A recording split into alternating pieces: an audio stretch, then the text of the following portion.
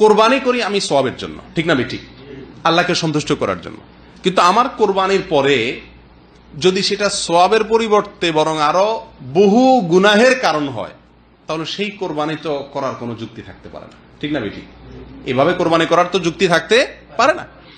আমাদের দেশে যারা কোরবানি করি আমরা, গরু হোক ছাগল হোক, প্রত্যেকেই যার যার পশু কোরবানি করে কোন রকম সেখানে কোরবানির পশুর বর্জ্য, ময়লা, রক্ত সেখানে একটু পানি টানি ঢেলে দিয়ে গোশতগুলা নিয়ে বাসায় চলে যায়, ঠিক না বেঠিক?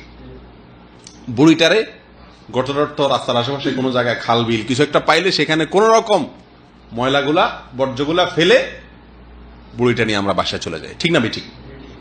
প্রিয় ভাইরা, এটা জঘন্য একটি ভুল, এবং এই ভুলটি আমাদের দেশে প্রত্যেকটি কোরবানিকারী ব্যক্তি করছে। রাস্তা থেকে কষ্টদায়ক কোনো বস্তু সরানো, এটা ইমানের অঙ্গ কি ইমানের অঙ্গ না? নবী সাল্লাল্লাহু আলাইহি ওয়াসাল্লাম বলছেন না, ইমানের অঙ্গের ভিতরে একটা বলছেন কি, ইমাতাতুল আযা আনিত তারিক, রাস্তা থেকে যেই বস্তু অন্যের কষ্টের কারণ হয় সেটাকে কি করা, সরাই দেওয়া। তার মানে আরেকজনে যদি কোনো কষ্টদায়ক বস্তু ফেলে সেটা সরানো, এটা ইমানের অঙ্গ। আর আপনি নিজেই যদি এমন কিছু ফেলেন যেটা অন্যের কষ্টের কারণ হয়, তাহলে সেটা কি হবে? উল্টা কুফুরির অঙ্গ হয়ে যাবে না সেটা? তো এই ভুলটাই আমরা অহরহ করছি কি করছি না, প্রিয় ভাইরা? এই জন্য এই জিনিসটা আমাদের সকলের খেয়াল করা উচিত যে আমার কোরবানির পশুর রক্ত হোক, অন্য কোনো ময়লা হোক, বুড়ির ময়লা হোক, এগুলো সবগুলো ফেলে পরিষ্কার করে তারপরে যাওয়া আমার কর্তব্য। কয়জন লোক করে বলেন? হ্যাঁ, কোরবানি ঈদের পরে আমাদের দেশে শহরে বলেন গ্রামে বলেন কোথাও রাস্তা দিয়ে চলাচল করা যায় না 2, 4, 10 দিন 20 দিন, ঠিক না বেঠিক? গন্ধ, নাকে হাত দিয়ে চলতে হয়।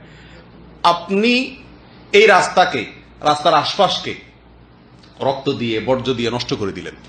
কষ্ট করছে সাধারণ মানুষ, অন্য মানুষ, পথচারীরা নাকে হাত দিচ্ছে, এদের সবার অন্তরের বদদোয়া লাগতেছে কি লাগতেছে না? আর বদদোয়া দেখ আর না দেখ, সে বদদোয়া দেখ আর নেক দোয়া দেখ, অটোমেটিকলি আপনার আমল নামে একটা গুনাহ যোগ হয়ে যাচ্ছে। যত মানুষকে কষ্ট দিচ্ছেন, প্রত্যেকটা মানুষকে কষ্ট দেওয়া একটা গুনাহ, এর কারণে আপনার আমল নামা যোগ হয়ে যাচ্ছে, যাচ্ছে না। এই জন্য ভাই আমাদের উচিত কোনোভাবেই আমার কোরবানির পশুর ময়লা যেন আমি ফেলে না রাখি। কোন ধরনের কষ্ট যদি মানুষের হয়, তাহলে এই কোরবানি করার পরে যত মানুষকে আমি কষ্ট দিলাম তার কারণে আমার আমল নামায় গুনাহ যোগ হয়ে যাবে। আল্লাহ সুবহানাহু ওয়া তাআলা আমাদের সকলকে এই সব বিষয়গুলোকে মাথায় রেখে সহি শুদ্ধভাবে সম্পূর্ণ সঠিকভাবে কোরবানি করার তৌফিক দান করুন।